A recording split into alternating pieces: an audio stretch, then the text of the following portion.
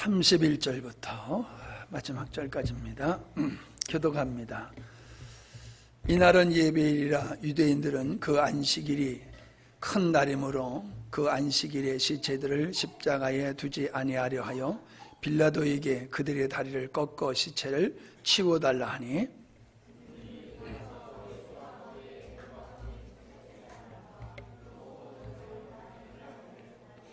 예수께 이르러는 이미 죽은 것을 보고 다리를 꺾지 아니하고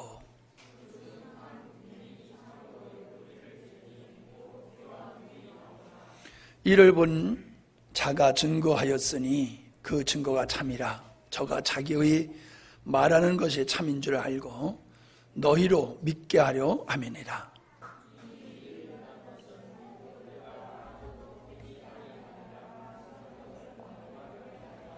또 다른 성경에 저희가 그 찌른 자를 보리라 하였느니라.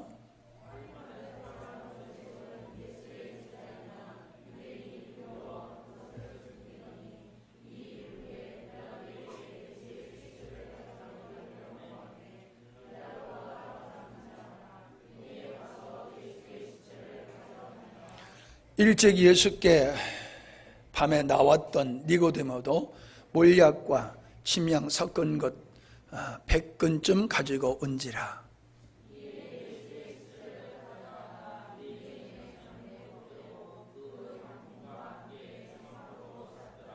예수의 십자가에 못 박히신 곳에 동산이 있고 동산 안에 아직 사람을 장사한 일이 없는 새 무덤이 있는지라.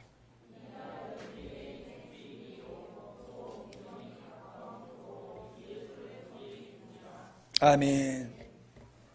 할렐루야. 거창에서 이렇게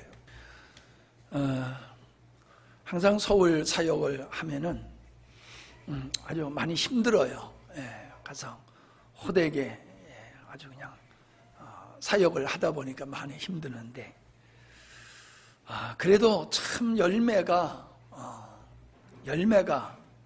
상상하지 못했던 열매들이 이렇게 맺어지는 걸 보면서 하나님의 일하심을 보고 그 열매가 너무 귀하기에 힘들고 피곤한 것은 뭐 별 문제가 되질 않더라고요. 그냥 감사하게 되어지는데 늘 여러분들 기도하고 계시지만은 서울의 사역이 날로 아름다운 열매가 계속해서 풍성하게 맺어지기 위해서 여러분이 기도해 주시기를 바랍니다.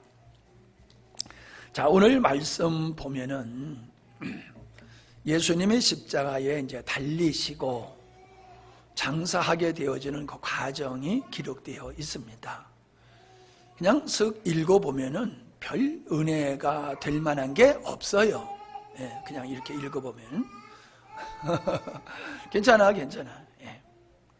근데 가만히 이 말씀을 들여다보면은 이 말씀을 통해서는 뭐 이렇게 큰 은혜가 될 것이 없을지 모르지만은 이 사건이 이루어지는 이 상황들을 하나님의 창조의 의도의 관점에서 봤을 때는 참으로 하나님께서 정확하게 당신이 뜻하신 대로 의도하신 대로 흔들림이 없이 그 일을 이루어 가시는 하나님이시구나 라고 하는 것을 우리가 보게 되어지므로 하나님에 대한 더 신뢰, 믿음이 더 생길 수밖에 없는 그러한 내용들이 있음을 보게 됩니다.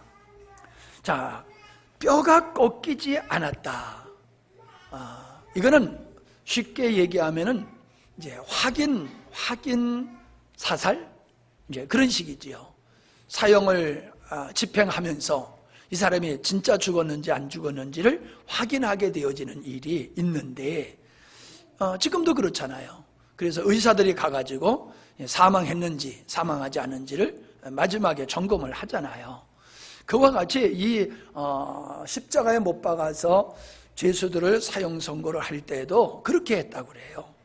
그래서 이 사람이 완전히 죽도록 그렇게 다리를 분질러서 피를 흘려가지고 완전히 죽게 하는 그러한 일을 했다고 합니다.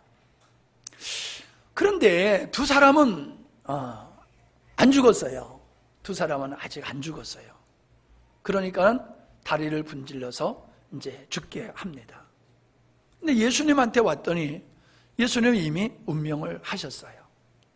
우리가 지난 시간에 다 이루었다라고 하는 말씀을 우리가 나눴지 않습니까? 우리가 이 세상을 떠나야 될 때가 언제냐? 자, 우리는 그냥 오래 이 세상에 살고 싶어 해요. 예수 믿는 사람들조차도. 여러분은 어떻습니까? 아직 여러분 젊으니까 당연히 뭐 그런 마음 가질 수 있겠지요. 오래 살고 싶다고 하는 것에 대해서 제가 뭐 문제 제기를 하는 게 아니라, 제가 염려하는 것은 뭐 천국이 좋다고, 천국 가겠다고 예수 믿으면서 죽음이라고 하는 앞에 와서는 모든 사람이 겁을 먹고 두려워하고 외면하려고 한다는 거지요. 그냥 어느 정도는 이해를 해요. 그러나 예수 믿는 사람이 그걸 넘어서서 그냥 어떻게 하루라도 더 살아보려고 그냥 애를 쓰는 이제 그런 사람들이 간혹 있어요. 살려달라고, 더 살겠다고 살려달라고 그런 사람들이 있어요. 그건 정말 성도의 아름다운 모습이 아니라고 생각합니다. 우리가 이 땅에 보냄을 받았다라고 하는 것은 이 땅에 사신을 보낼 때에는 사명을 주고 보내듯이 주님이 이 땅에 우리를 보내실 때에는 하나님의 목적을 가지고 우리를 보내셨잖아요. 그러면 우리가 이 땅에 태어나서 내가 원하는 삶을 살다가 가는 것이 성공의 인생이 아니라는 거잖아요. 아버지께서 나에게 부여하신 그 사명을 완수하고 가는 그 인생이 승리하는 인생이고 성공하는 인생이다. 우린 그렇게 믿어야 되잖아요. 그래서 우리가 이 땅에서 몇 년을 사느냐, 이게 중요한 것이 아니라 하나님께서 나에게 부여하신 모든 시간 속에서 아버지께서 나에게 원하시는 아버지의 뜻을 이루고 내가 가느냐, 이게 중요한 거라는 거지요. 우리가 예수님이 다 이루었다라고 하는 이 말씀의 고백이 아버지께서 예수님을 이 땅에 보내신 그 아버지의 목적을 다 이루시고 다 이루었다라고 하시고 운명하셨다는 거예요. 우리의 삶이 그렇게 마무리가 져야 된다는 거예요. 우리는 편히 죽기를 원해요. 그러나 편히 죽는 게 문제가 아니라는 거지요. 그거보다 더 중요한 것이 나에게 아버지께서 원하시는 사명을 내가 다 감당했느냐 안 했느냐, 내가 좀 더 살아야 된다라고 생각하면은 아직 내가 주께서 나에게 허락하신 사명을 다 완수하지 않았기 때문에 하나님, 나는 더 건강하게 더 살아야 되겠습니다. 하나님, 나에게 건강 주시고 생명 연장시켜 주십시오. 뭐 이런 기도를 해야 된다는 거지요. 근데 인간적으로 이런저런 이야기를 들으면서 더 살게 해달라고 한다라고 하면은 그 사람이 과연 하나님 중심으로 하나님께서 날 보내시고 나를 다시금 하나님 나라로 데려가신다고 하는 이 믿음을 가지고 사는 사람이냐는 거예요. 전 그렇게 보이지 않아요. 정말로 하나님이 나를 보내시고 내가 아버지 나라로 다시금 간다라고 하면은 내가 갈 때에 이 땅에 보냄을 받았던 그 사명을 다 완수하고 가는 나의 인생이 되어야 되겠다는 그런 마음을 가지고 힘써 살아가야 된다고 생각해요. 아멘? 그냥 한 번 말씀을 듣고 그냥 내려놓는 말씀이 되어서는 안 됩니다. 그 말씀이 나를 사로잡고 나로 하여금 그런 인생을 살도록 하는 말씀이 돼야지 그냥 한 번 듣고 참고하는 정도의 말씀이 되면 안 돼요.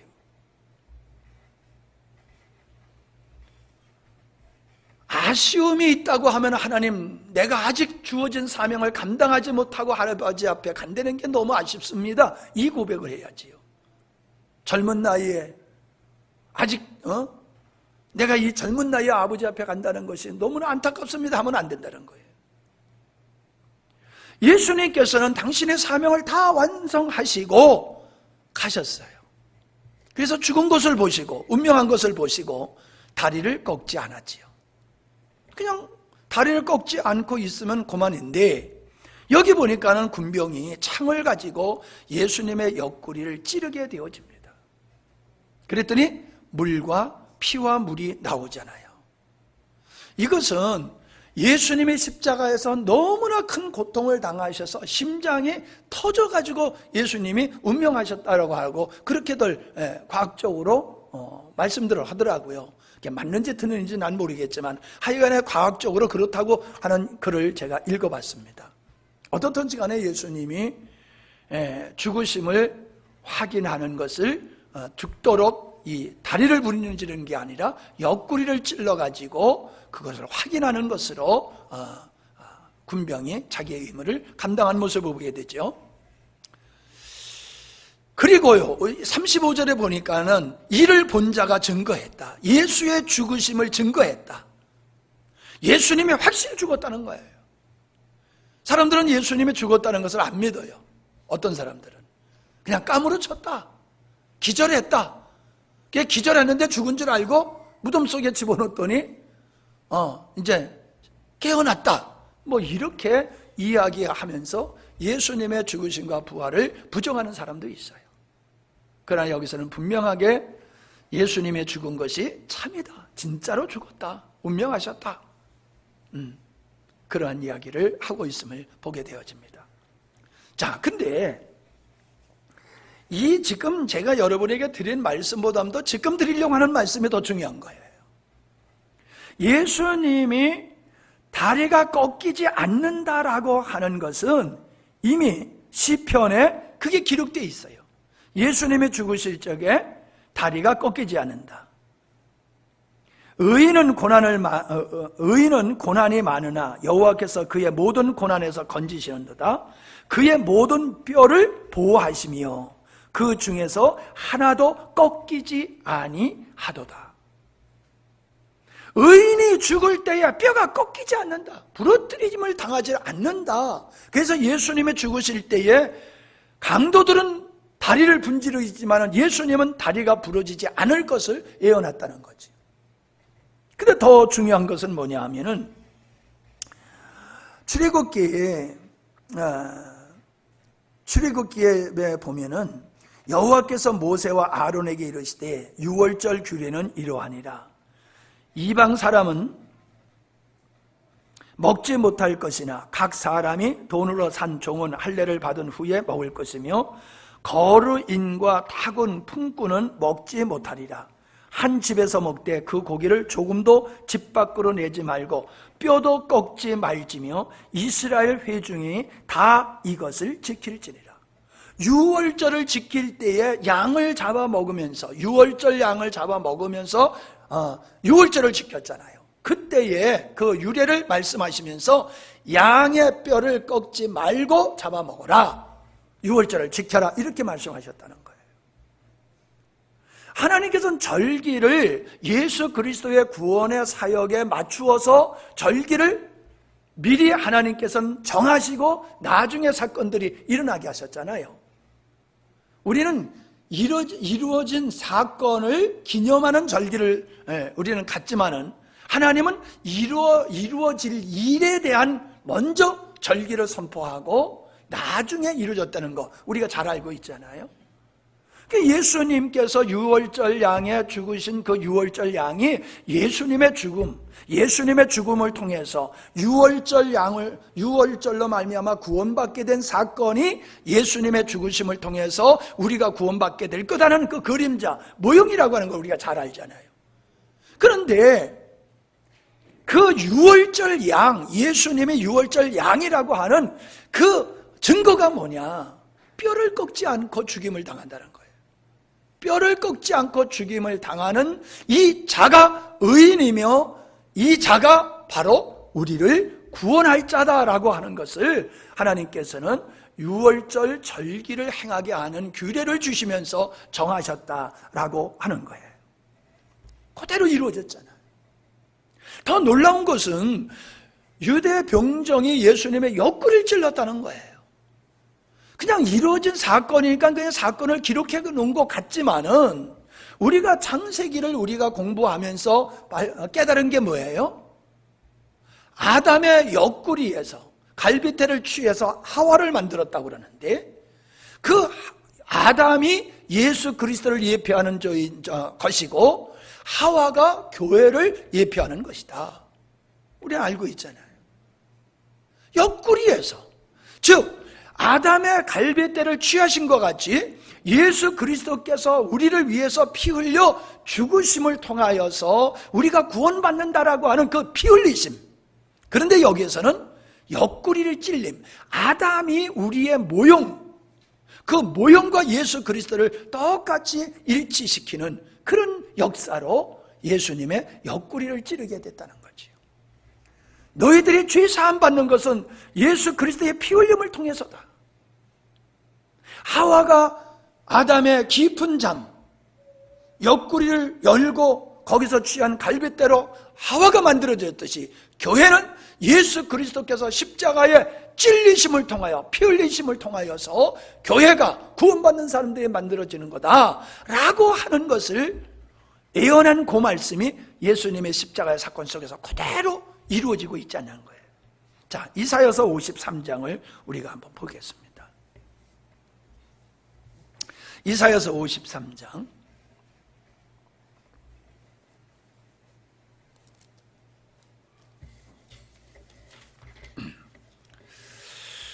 우리가 전하는 것을 누가 믿었느냐?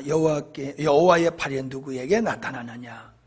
그는 주 앞에서 자라난 연한 순 같고 마른 땅에서 나온 뿌리 같아서 고운 모양도 없고 풍채도 없은즉 우리가 보기에 흠모할 만한 아름다운 것이 없도다.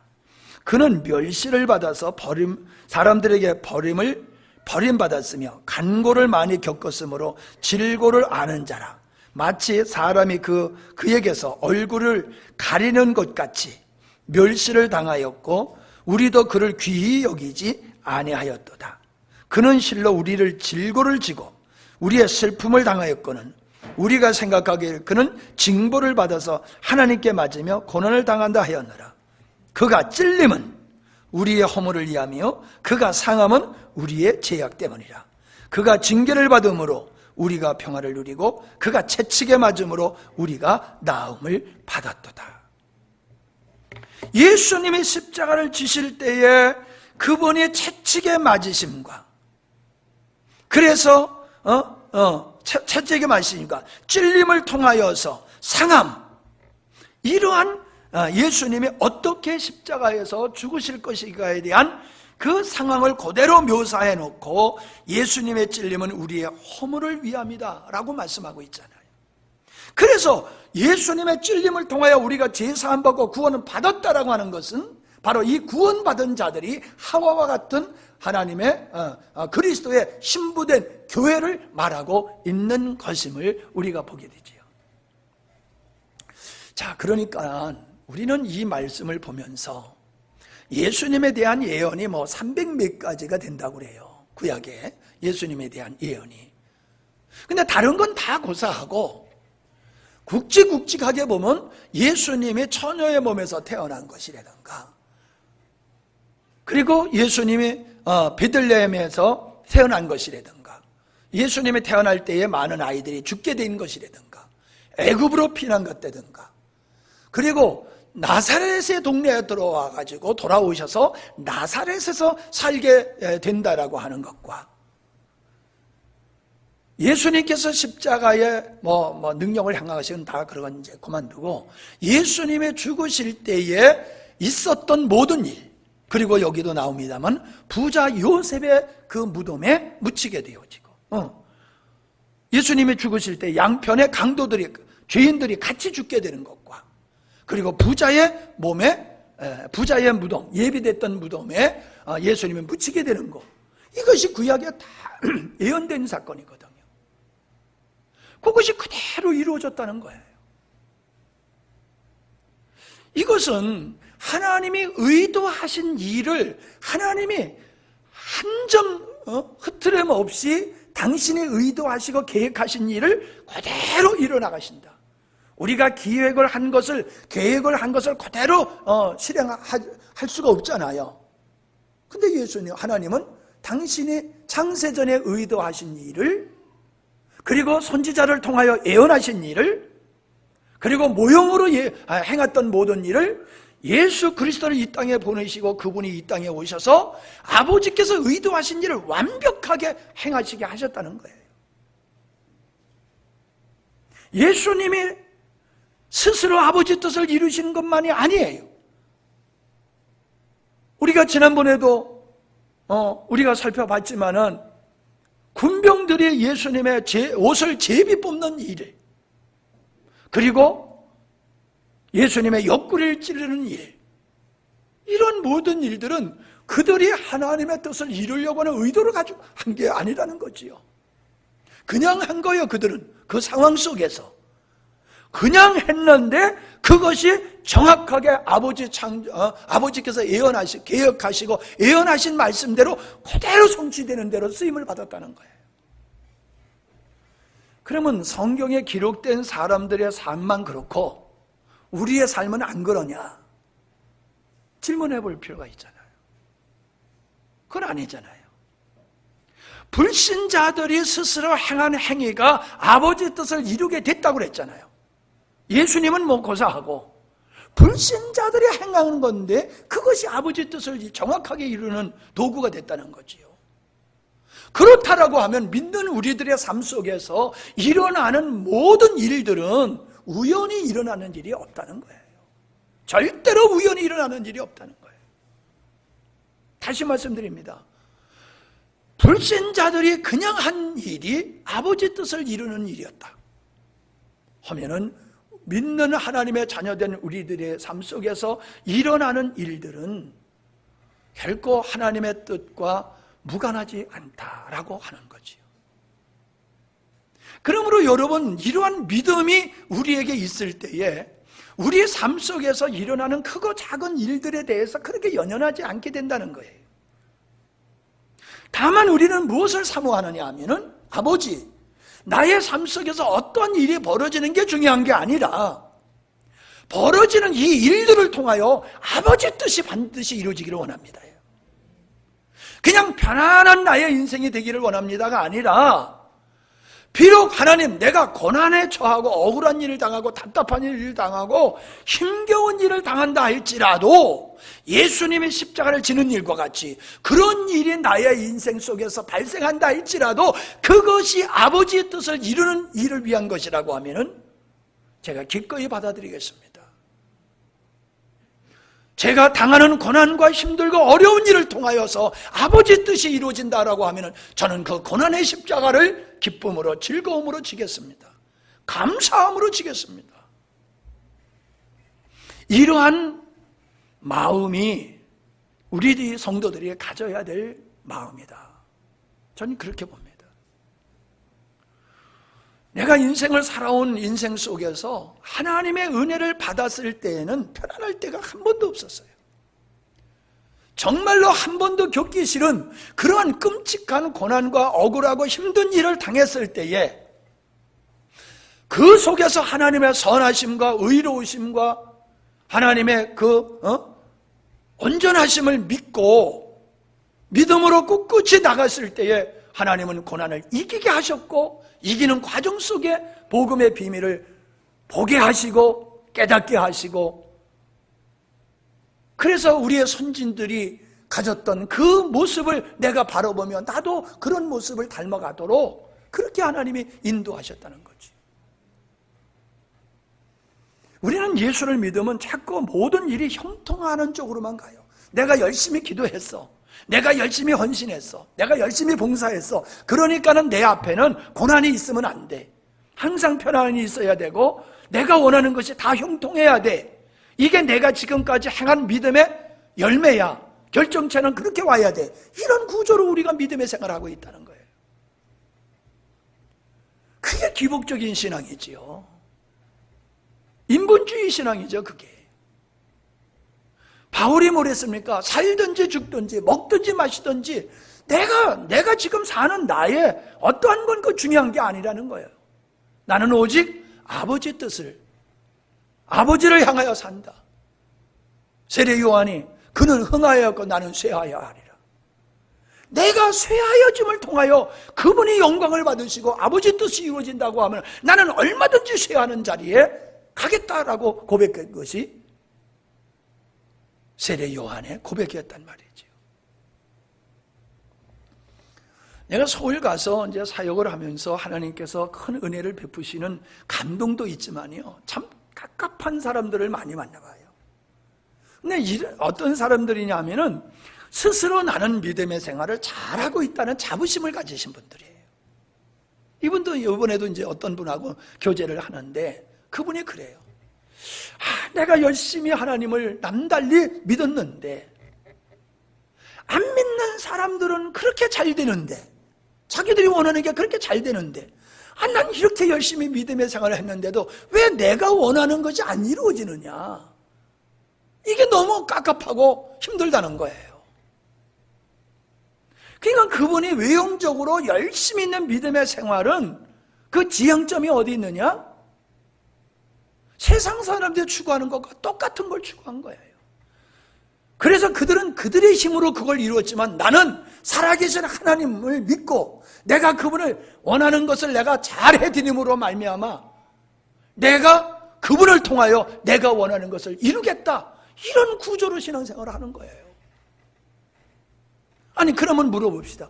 아니 그렇게 신앙생활 잘했으면, 살아계신 하나님이고 그렇게 기도했으면, 그렇게 믿음의 생활 잘했으면은 반드시 자기가 원하는 게 이루어져야 될 거 아니에요. 그 말은 뭐예요? 당신이 아무리 기도 많이 하고 당신이 아무리 하나님께 충성봉사했다 할지라도 하나님이 원하는 믿음의 생활한 게 아니야.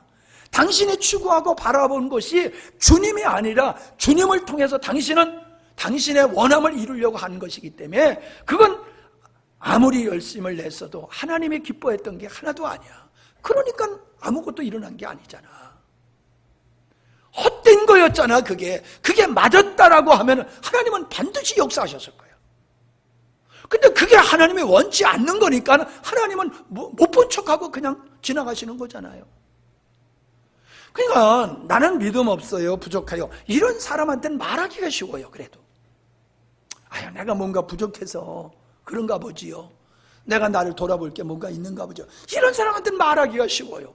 그런데 내가 믿음의 생활을 어떻게 해왔는데 하면서 자기를 굉장히 의롭게 생각하고 대단하게 생각하는 사람한테는 말을 할 수가 없어요.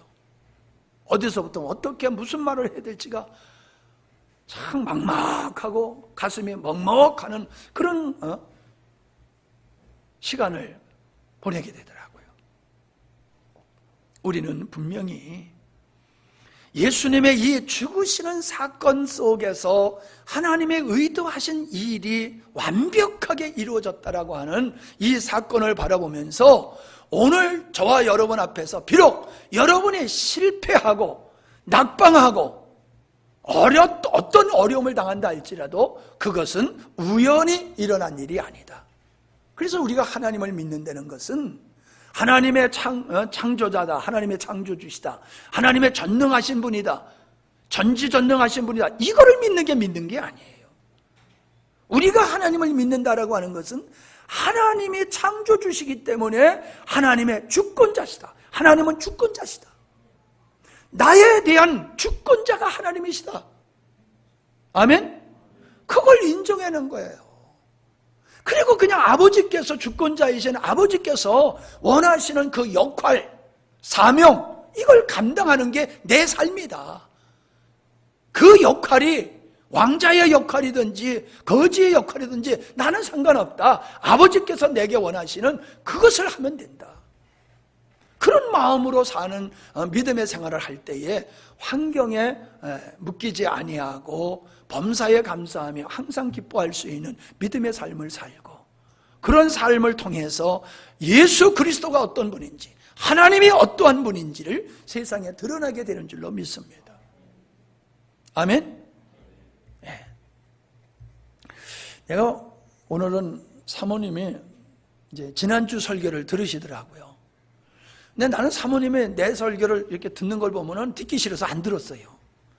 왜 그렇게 내 목소리가 마음에 안 드는지, 말씀의 내용이 아니라 내 목소리가 마음에 안 들어. 그래서 난 도망가. 안 듣고 도망가. 근데 오늘이요, 되게 은혜롭더라고요. 야, 이번에는 목소리가 그렇게 좀 듣기 싫지 않고 괜찮다. 그러면서 그랬더니, 그전서부터는 괜찮았어요. 그런데 내가 귀가 은혜를 입어서 그런지 하여튼 좋더라고요. 그래서 이렇게 들어보니까 은혜가 되더라고요. 은혜가 되는데 어떤 마음이 생기냐 하면은, 성도들이 이 설교를 몇 번 들어야 되겠구나. 그냥 주일날 한 번 들어가지고는 안 되겠다. 정말로 시간을 내서 한 번 듣고 두 번 듣고 자꾸 들으면서 그 말씀 하나하나를 깊이 묵상하고, 이 말씀이 나에게 정말로 내가 이 말씀의 길을 걷고 있나, 이 말씀이 나에게 실체가 되어 있나, 이런 것들을 점검하면서 이 말씀을 참 잘 들어야 되겠구나, 그런 생각이 들더라고요. 사실 지난주 설교를 할 때에 내가 준비한 설교와는 좀 많이 이렇게 바뀌어진 설교를 했어요. 근데 오신 박 목사님하고 식사를 하는데, 박 목사님께서 기도하시면서 주옥 같은 말씀을 주셔서 참 은혜 받고 감사하다고 기도하시는데, 오늘 내가 설교한 게 주옥과 같은 말씀이었나, 내가 그런 생각을 했어요. 그런데 들어보니까 정말 주옥 같은 말씀이다, 정말로 이 말씀을 놓쳐서는 안 될 말씀이더라 라고 하는 것들을 제가 느꼈어요. 여러분, 하나님은 우리의 이 우주를 만드시고 인생을 만드시고 그냥 방관방치하지 않으세요. 붙들고 계시고 운행하시고 당신의 뜻을 이루어가는 쪽으로 계속 역사가 흘러가게 하나님은 붙들고 가고 계시는 거예요. 역사가 주님이 원하는 쪽으로 가요. 개인의 삶도 하나님께서 원하시는 쪽으로 가요. 그 역사를 이루는 삶이 하나님의 은혜를 입는 일이고, 하나님의 영광을 세상에 드러내는 그런 삶이더라라고 하는 걸 알게 됩니다. 자, 요셉과 니고데모가 예수님을 장례 치르지요. 이 사람들은 처음에 반짝하고 나타났다가 마지막에 또 등장을 하네요. 그죠? 니고데모, 어떻게 해야지 우리가 구원을 받을 수 3장에서 니고데모가 예수님을 찾아와서 질문을 하잖아요. 근데 이 니고데모와 요셉이 예수님의 부활을 믿었을까요? 안 믿었어요. 예수님의 시신을 가다가 장례를 치렀다는 자체가 뭐예요? 예수님의 부활을 못 믿었다는 거잖아요. 아니, 조금 있으면 내일 모레면 살아날 뿐이면 장례 치를 필요가 없잖아요. 그냥 집으로 모시고 가서 집 방에다가 그냥 이렇게 놔두고 찬송 부르고, 그때까지 찬송 부르고 있으면 시간 되면 쫙 일어날 거잖아요. 그 믿었으면 그러고 있을 거 아니에요. 이단들이 그런 사람이 있어요. 자기 교주들이 죽었는데 나 안 죽을 거다, 나 다시 살아날 거다, 그러니까는 진짜 살아날 줄 알고 그래가지고 아주 웃기지 않는 일을 행하는 사례들이 있거든요. 근데 이 사람도, 이들도 예수님을 그렇게 여기 보면 제자라고 그랬어요. 제자. 38절에 보면 아리마대 사람 요셉이 예수의 제자라. 예수의 제자라. 제자라는 이름은 있는데 믿음은 제자 수준이 아니야. 에? 영광스러운 게 성도라고 하는 이름은 있는데 영광스러운 게 성도다운 믿음이 아니야. 그럼 부끄러운 거예요. 내가 어떻게 불림을 받느냐, 내가 어떻게 불림을 받느냐, 그 값을 해야 되는 거예요. 내가 목회를 하면서 목회의 지향점이 예수 그리스도를 닮아가는 성도를 만들고, 그런 성도들이 모여서 유기적인 연합의 관계를 이루는 그 교회가 주님이 원하시는 영광스러운 교회다 하는 걸 알고 교회 이름을 영광스러운 교회로 정하고 제가 그쪽으로 목회를 해오고 있잖아요. 그래서 많은 분들이 우리 교회에 와서 보면 지난번도 그 목사님이 굉장히 은혜를 받으시고 감동을 받으시고 그러시더라고요. 맞아요. 그러나 우리의 개개인의 신앙을 우리가 비교해 보면은 어떤 사람은 참 성숙한 사람이 있는가 하면은 어떤 사람은 성숙하지 못한 어린아이의 믿음이 있는 사람이 있어요.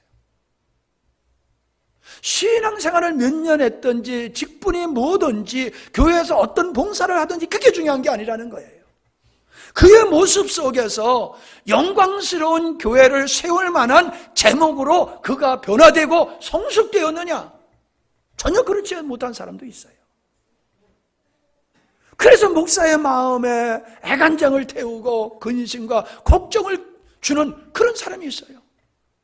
기쁨으로 목회하는 게 아니라 염려를 갖다 주는 사람이 있어요. 이름은 제자지만은 제자다운 모습, 제자다운 사람으로 예수님의 장례를 치루었지만은 엄밀히 따지고 보면은 그 일이 그렇게 소중한 일은 아니었다는 거죠. 우리는 하나님의 자녀라고 하는 이름값을 하고 살아야 됩니다. 영광스러운 교회 성도라고 하는 이름값을 하고 살아야 됩니다. 집사라고 하는 이름값을 하고 살아야 됩니다. 목사라고 하는 이름값을 하고 살아야 돼요. 하나님의 우리에게 주어진 이름. 우리 예나가 그랬다고 그러죠. 엄마한테, 아버지한테 나 이름 언제 바꿔? 내 이름 언제 바꿔줘요? 그리고 물어보더래. 그래서 아니요, 너 이름 안 바꿔. 그 이름 계속 가지고 사는 거야. 그랬더니 아니, 아브라함도 이름 바꾸고 바울도 이름을 바꾸고 요셉도 이름을 바꿨으니까 내 이름도 바꿔야 되는 게 아니냐고. 그리고 물어보더래요. 아유, 은혜가 되더구만. 그들이 바뀌니까 나도 바뀌어야 되는 줄을 그냥 당연하게 받아들였다는 거예요. 맞아요, 여러분. 순마리가 사라로 바뀌어지듯이 여러분, 우리는 바뀌어져야 돼요. 주님이 주신 이름이 더 귀한 거야. 아멘? 성도라고 하는, 집사라고 하는, 목사라고 하는 이 이름이 더 귀한 거지. 그 이름값을 하려고 우리는 하나님 앞에서 힘써 사는 존재가 돼야지. 오래전부터 성도라는 이름은 있었고 오래전부터 집사라는 이름은 있었는데 역할은 전혀 그게 없어. 그 모습이 안 보여. 책임감과 의무감이 없어. 주님을 향하는 관심이 전혀 보이지를 않아. 그래도 천국은 갈 거야 아마. 그래도 천국은 갈 거야. 왜? 믿음으로 가는 거니까. 그러나 우리가 그런 모습으로 주님 앞에 간다라고 하면 다 이뤘다라고 하고 가겠어요? 착하고 충성된 종이라는 소리를 듣겠어요? 부끄러운 구원을 받는 거죠. 성경에 있는 부끄러운 구원. 영광스러운 구원이 아니라 부끄러운 구원. 구원은 거저 받지만은 참으로 그냥 은혜로 구원받는 거지, 그 은혜에 의해서 사는 삶은 못 살고 가는 거, 그거 부끄러운 거잖아요. 제자다운 제자가 되도록 우리 힘쓰십시다. 아멘? 그래서 우리 구역장님들 올해 조금 더 여러분들이 분발하시고 주님의 마음을 가지시고 구역 영혼들 좀 여러분이 품으세요. 수요일 예배 안 나오는 걸 당연히 여기시는 분들한테 수요일 예배 꼭 드려야 됩니다. 함께 해야 됩니다. 기도하는 데에 같이 참여하도록 권면하고 모임에 열심히 참여하도록 권면해서 정말로 영광스러운 교회를 원하시는 그런 교회를 이루는 제목들이 돼야지. 딱 보니까는 벽돌이 다 아름다운데 하나 썩은 벽돌이 안에 박혀 있으면 옥에 튀잖아요. 끝으로 우리가 살펴볼 수 있는 것이 뭐냐 하면은 예수님이 십자가에 못 박혀 죽으실 때에 이렇게 다시 돌아오면 25절 거기 보면은 마리아라고 하는 사람들이 등장하게 되어지는 것을 우리가 보게 됩니다. 자, 이 사람들은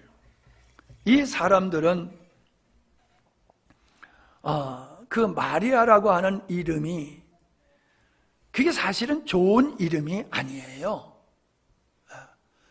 우리나라로 말하면 순자, 영자, 숙자 그런 이름을 많이 지었었잖아요. 그렇듯이 흔하게 짓는 이름이었다고 그래요. 그런데 이 마리아라고 하는 이 말의 의미는 미리암이라는 뜻이래요. 미리암이 누구예요? 모세의 누나지요. 예. 그가 모세를 비방하다가 문둥병이 걸렸었지요. 그래서 미리암에 대한 인식이 별로 안 좋아요.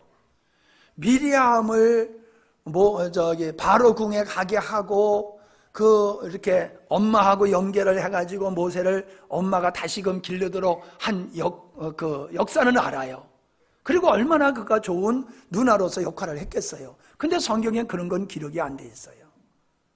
미리암이 동생을 시기 질투하다가 문둥병 비방하다가 문둥병 걸렸다, 그것밖에 기록된 게 없어요. 그러니까 이 이름이 중요한 거예요. 이름이. 그러니까 하나님께서 그 당시에 이 사람의 이름을 미리암으로 지은 것도 하나님께서 어떤 의도를 가지고 하셨음을 우리가 알게 되지요. 자, 미리암이라는 말은 쓰다라는 뜻이래요. 쓰다. 그러니까 이 미리암이라고 하는 단어가 어디서 파생됐냐 하면은 마라라고 하는 말에서 파생된 단어가 미리암이라는 거예요. 예. 마라, 쓴물. 마라의 쓴물을 달게 한 거 여러분 기억하시죠? 예? 마라의 쓴물, 물을 먹으려고 그랬더니 독이 있어서 못 먹겠어.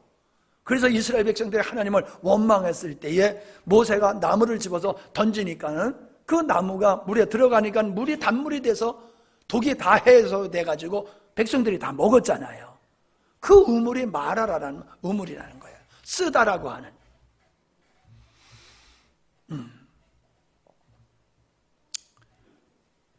그러니까 예수님의 주변에 있는 여인들의 이름이 다 마리아예요. 여러 여인이 있었는데 이름이 다 마리아예요. 딴 사람도 있었겠지요. 몰라요. 있는지 없는지는 내가 가보질 않아서 모르지만은 우리는 추론컨대 병사들도 있었고 거기에 그 예루살렘의 성에서 가까우니까는 많은 사람들이 구경하러 갈 수도 있고 지나가다 볼 수도 있고, 그런데 다른 사람들의 이름은 기록해 놓지 않고 마리아라고 하는 이름만 거기에 기록했어요. 모친의 이름 마리아, 이모와 글로바의 아내 마리아, 막달라 마리아. 그러니까는 예수님이 지금 십자가에 못 박혀 죽으시는 순간에 그 주변에 강도가 있었듯이 누가 있느냐? 쓴물. 사망 가운데 있는 이런 존재들이 있다는 거예요.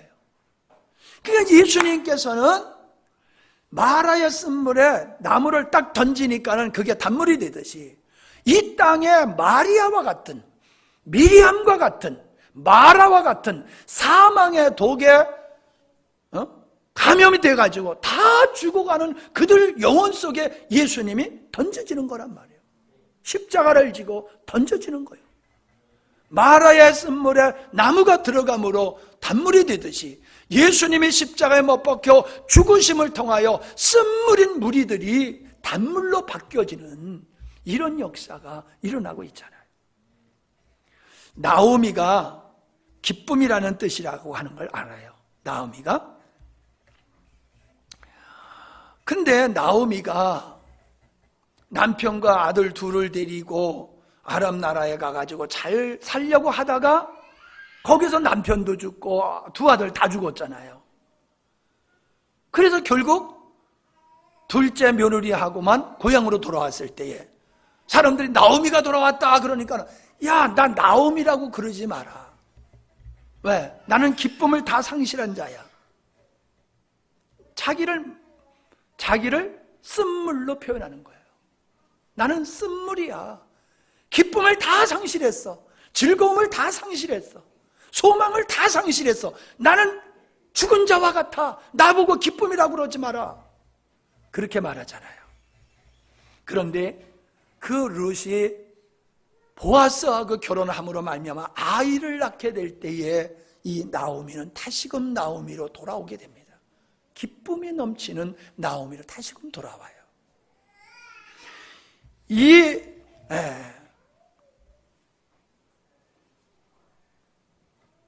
사건을 통해서 우리는 예수 그리스도를 통하여서 우리에게 기쁨을 주시고 소망을 주시고 생명을 주시는 우리 주님의 모습을 볼 수가 있습니다. 아멘. 자, 그러니까 이제 말씀 마치겠어요? 보세요. 그냥 예수님이 죽으셨다는 기록만 이렇게 쭉 읽어보면 아무것도 아닌데, 이 말씀을 하나님의 창조의 의도에 어떻게 이것이 창조 의도가 예수님의 죽음을 통하여 어떻게 이루어지고 있느냐, 하나님의 의도가 예수님을 통해서 어떻게 완성되고 있느냐라고 하는 게 보이니까 어때요? 대단하지요? 이야, 이렇게 하나님은 역사하시는 분이로구나. 우리 눈에 안 보인다고 인간들이 다 뭐 지잘라서 살아가는 것 같지만은 결국에는 인류의 역사 속에서는 하나님의 의도하신 일대로 역사가 흘러가고 있구나. 할렐루야. 하나님, 나도 그러한 하나님의 주권 속에서, 하나님의 의도 속에서 나를 이 시대에 이 영광스러운 교회에 출석하게 하심으로 이 십자가의 복음을 알게 하시고 이 온전한 생명의 복음을 알고 나로 하여금 하나님 앞에서 나의 인생에 보장된 나의 미래, 나의 삶의 헛되지 아니함을 깨닫고 항상 기뻐하며 감사하며 살게 하신 거, 이거 할렐루야 영광 돌릴 사건이지요. 딴청해서는 안 되겠지요. 예? 우리가 어떤 존재인데 딴청하고 뭐 헛소리하고 사느냐 말이요. 우리는 내 자신에 대해서 자부심이 있어야 돼요. 세상 사람들은 여러 세상적인 것 가지고 자부심을 갖고 긍지를 갖고 살지만은 우리는 성도의 긍지는 그게 아니에요. 성도의 긍지는 그게 아니에요. 어저께도 교수님이 아이를 데리고 오셨어. 집사님 교수님인데, 요즘은 이렇게 그런 분들하고 많이 얘기를 해요. 그러다 보면 내가 그런 생각이 들더라고. 내가 교수 수준에 있는 그런 내 자신을 좀 느끼게 되더라고요. 나는 그전에는 열등의식이 있어가지고요, 그런 사람들을 보면은 마음에 쿵당쿵당 뛰어가지고 소위 내가 쪽팔려가지고 스스로 그 사람들을 피하고 그랬던 사람이에요. 그런데 이 복음, 생명복음을 알고 하나님 앞에서 내가 어떤 존재인지를 알고 내가 누리고 있는 걸 바라보니까는 의사다, 변호사다, 검사다, 교수다, 그 사람들이 그렇게 커 보이질 않더라고요. 그냥 하나님의 한 사람으로 보이지 인간적으로 비교의식 속에서 내가 두려운 존재로 보이질 않아요. 그리고 내가 그들에게 주님의 은혜로 도움을 주는 자리에 내가 있더라는 거예요. 여러분, 자부심은 여러분이 직장이 어떤 직장이냐, 돈을 얼마나 버느냐, 사회적인 지위가 어딨냐, 이게 여러분의 자부심의 근거가 되면 안 돼요. 하나님의 자녀다. 아멘? 우리의 자부심은 나는 하나님의 자녀다. 내 인생은 하나님의 주권 속에 있다. 내 인생은 반드시 하나님께서 원하시는 그 작품이 될 것이다. 여러분, 그런 확신을 가지고 자부심을 가지고 담대함을 가지고 사시기를 바랍니다. 육적인 것을, 예수님 믿고 육적인 것을 얻으려고 하면 이런 자부심을 가질 수가 없어요. 하나님을 바로 알고 바른 믿음을 가지면은 그러한 믿음의 사람들로 승리하게 될 줄 믿습니다. 기도하십니다. 하나님 아버지, 감사합니다. 늘 우리가 읽어서 잘 알고 있는 말씀이지만은 그 말씀을 하나님의 창조 의도의 관점에서 바라볼 때에 얼마나 하나님께서 섬세하게 정확하게 일하고 계시는 것인가를 보게 되어지고, 그렇기 때문에 우리의 자신에 대한 믿음과 확신 또한 갖게 하시고, 우리의 미래를 인간에 설계한 그러한 그림이 아니라 주님이 나를 향하셔서 주님의 우리 영광스러운 교회를 향하신 그 그림을 바라보면서 감사하며 힘있게 살아가게 하시니 정말로 감사함을 드립니다. 육적인 것에 근거하여 살지 않게 하시고 우리 주님의 뿌리를 내리고 주님에 의해 살아가는 아름다운 삶들이 되게 하여 주옵소서. 예수님의 이름으로 기도하옵나이다. 아멘.